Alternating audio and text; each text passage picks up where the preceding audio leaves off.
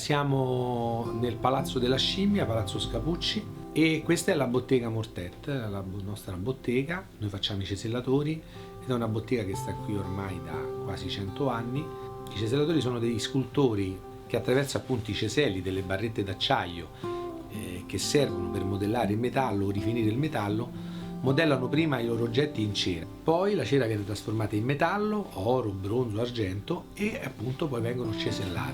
Passiamo dall'arte sacra, quindi da tutto quello che può essere arredo per la chiesa, a piccole e medie sculture, premi, trofei, coppe, medaglie.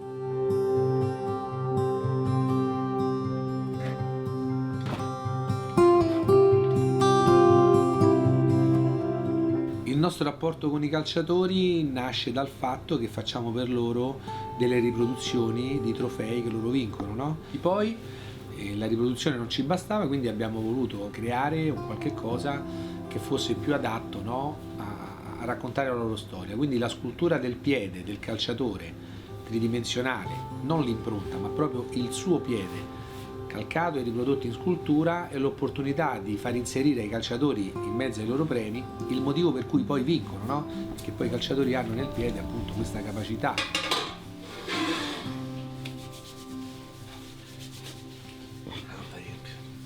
E allora avevamo fatto per l'Inter, per Marco Materazzi e alcuni giocatori, insomma, delle copie della Champions League, e quindi siamo andati 3 tifosi della Roma a Milano a consegnare le coppe. Quando siamo arrivati la sera in hotel, prima di andare poi la mattinata a piano, siamo andati a dormire e abbiamo portato le coppe dei campioni in camera. E a un certo punto abbiamo aperto gli astucci, c'erano le coppe dei campioni e tutti quanti noi avevamo incredibilmente il pigiama fatto con la maglietta della Roma, giallo-rosso. Ci siamo ritrovati come 3 scemi intorno alla Coppa dei Campioni e ci siamo addormentati vestiti da Roma davanti alla Coppa dei Campioni. E abbiamo sognato ancora una volta. E comunque quando si dice essere da Roma è un sogno, è vero, noi sogniamo, sogniamo sempre. In realtà siamo andati a dormire con la Coppa dei Campioni, quindi tutto sommato che ce frega, avevamo vinto. Vestiti col pigiama con la maglietta di Batistuta intorno alla Coppa, la guardavamo, sembravamo stupidi, se guardavamo la Coppa di Campioni, la Coppa dei Campioni. E chi ce l'avesse detto? Io sono nato il 35-70, quindi diciamo che 35-70 il Tassimo lo dovrebbero fare più a gratis, perché comunque sono nato il 35-70. Però va a pensare che la Roma ti faceva uno scherzo del genere, perde la Coppa dei Campioni, cioè io potevo stare nella storia, ero nato il giorno della Coppa dei Campioni e invece sono nato il giorno che avevamo perso. Siamo cresciuti col sogno della Coppa dei Campioni dell'84, c'eravamo, è stata veramente una brutta storia, insomma, che però possiamo raccontare. C'è chi può raccontare manco quello. Tutto sommato abbiamo vissuto un'emozione. Mortacci vostri.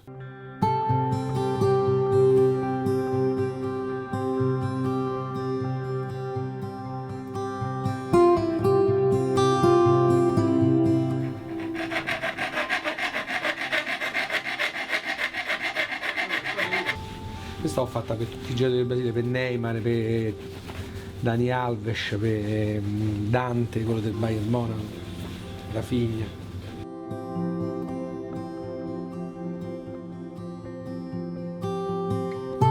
Una volta mi ero fatto una bandiera, quando a Roma ha vinto lo scudetto, mi ero costruito, ci tenevo, mi ero costruito una bandiera da solo e quindi ci avevo scritto ti amo. È la verità, ti amo, io amo la Roma.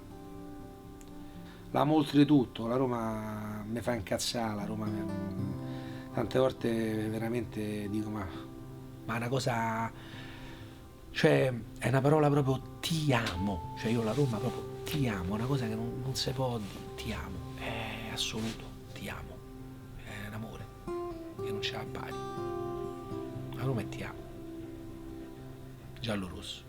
No, c'era una frase che dicevano sempre al fiume, no? È chi per la Roma muor vissuto è assai e chi per la Roma muor non muore mai. Questo era un pochino, diciamo, uno dei versi del fiume, riferito però in questo caso alla Romana Nuoto, che io potrei trasformare in qualcosa per la Roma.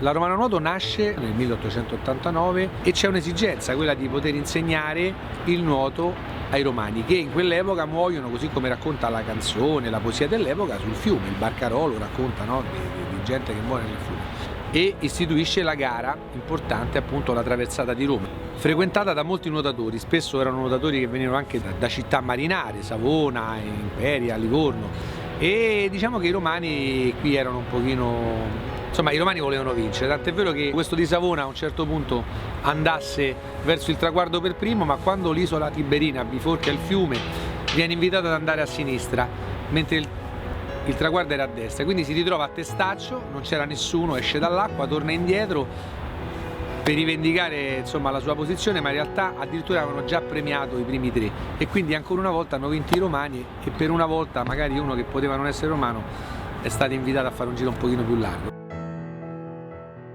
Nandone Iannelli si chiamava, faceva il macellaro, e Iannelli, Nandone, quando la Lazio andava in Serie B faceva una grande festa, lui faceva un pranzo, un super pranzo sul fiume per festeggiare la Lazio in Serie B. Avevo 10 anni, mi ricordo che per radio qui alla Romana Nuoto ascoltavamo questa partita e la Roma aveva perso, mi pare, il derby d'andata, e al ritorno vinse con gol di Giovannelli negli ultimi minuti. Io il primo ricordo che ho del derby vinto, di una gioia immensa, e di questo gol che quando poi segna la Roma qui nel Tevere, questo boato si propaga in una maniera incredibile. Fra i muraglioni si incolonna questo boato forte, e addirittura il boato dello stadio si sente. Quindi venire ad ascoltare un gol della Roma nella pancia, nel cuore della città, in questa immensa curva sud che potrebbe essere, no, il fiume che gira, che visto dall'alto sono 1000 curve, quindi 1000 curve sud nel centro di Roma, il gol della Roma qua è una cosa che c'ha parole, è troppo bello.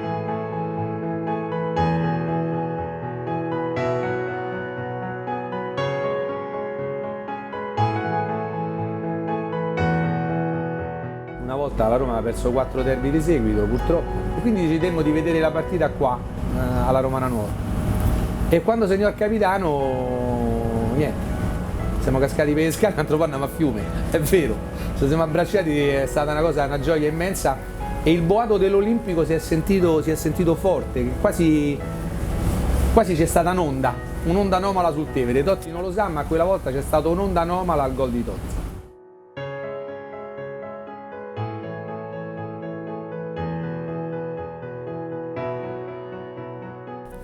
Qui, sotto a Ponte Sisto, nel 1849, il 29 giugno, c'è una spiaggia, la spiaggia dell'Arenella, e su questa spiaggia dell'Arenella ci stanno dei bambini che stanno facendo il bagno. Fra questi bambini c'è Righetto e Sgrullarella, il suo cagnolino. Righetto è un bambino orfano che vive a Trastevere, e in quei giorni della Repubblica Romana, proprio qua, su questa spiaggetta, Righetto passa alla storia e diventa il mio supereroe. Con un gruppo di bambini si butta sulle bombe che piovono dal Giannicolo, perché i francesi bombardano Roma, e quindi Righetto diventa famoso perché si butta su queste bombe e salva un sacco di gente. Con uno straccio bagnato tappa la miccia della bomba, e quindi Righetto diventa famoso. Però passa la storia il 29 giugno a mezzogiorno del 1849, perché qua, proprio sotto Ponte Sisto, una bomba purtroppo esplode. Righetto non fa in tempo, insieme a Sgullarella, a fermarla, e muore. Però per me Righetto sta qua, ancora sta qua a Ponte Sisto, ci guarda e ha visto tutto quello che è successo dopo. Però è il mio supereroe, e se me lo devo immaginare, me lo immagino con la sciarpa giallo-rossa. Quindi Righetto è da Roma. Ma te eri il supereroe mio, eh? Io Righetto è... Tu c'hai Superman, ma questi non sono veri. Superman, quando hanno levato la cabina del telefono, non si può più cambiare. L'uomo ragno, poi crede a uno che si butta che ragnatela a New York. Invece questo si buttava sulle bombe, sto ragazzino, è un personaggio bellissimo.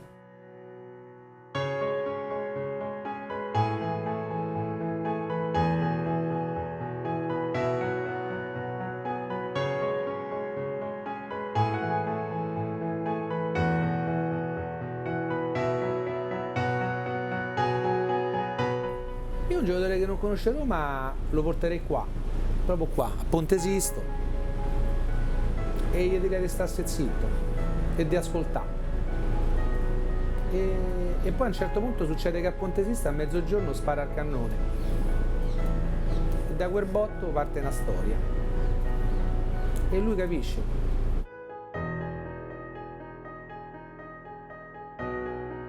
Io tante volte ci penso, vengo qua e dico, non vedi però, mi stupisco, ogni volta mi stupisco. Poi tu giri il mondo, cioè, diceva, sono andato a Berlino, ho visto il fiume a Berlino, ho visto la Senna, ho visto il fiume a Praga, ma di mortarci tu, non hai visto mai il fiume a Roma, io ti voglio ammazzare. Sono stato sull'Hudson. Ah, sei stato sull'Hudson? Che ne so, magari non sei mai stato a Ponte Sisto. Ponte Sisto, il Ponte Sisto è il ponte in attività più antico del mondo, mo ci passiamo. Ponte Sisto è il ponte in attività più antico del mondo, perché prima c'avevamo Ponte Fabricio, però ci si è rotto, allora noi abbiamo subito un altro ponte, quello che collega la Tiberina al ghetto. Noi ci andiamo all'ospedale con il ponte più antico del mondo. Ma tu ti rendi conto? Allora io ci ho fatto nascere mio figlio, ho detto, te dico, è gratis. C'è San Pietro e il cielo diventa rosso, diventa giallo e rosso e sembra quasi una coperta, no? Un lenzuolo che accarezza, che ti copre, che ti scalda. Tu stai qua e ti senti coperto da sto cielo che diventa improvvisamente giallo e rosso. E allora tu dici, ammazza che fortuna so da Roma. Ah, c'era questa, devo dire, questa è troppo bella. Allora senti, allora loro imbarcano era da Lazio. Questo è vero però, ma mi dispiace dirlo perché io non voglio parlare male dei laziali, io ai laziali li voglio bene. Però devo raccontare un episodio, proprio qua, mentre se navigava a un certo punto un ragazzo imbarcato qui che lavorava con le barche, tifoso della Lazio, sente sparare il cannone e tutti i giorni sentiva sparare sto cannone, boom, boom, a mezzogiorno il Giannicolo, boom, boom. Un giorno va dal comandante e dice, senti un po', ma le palle del cannone dove vanno? Questo è un altro po' con la barca, un altro po' più a Ponte Sisto che la barca, perché per ide si stavano a sentire male.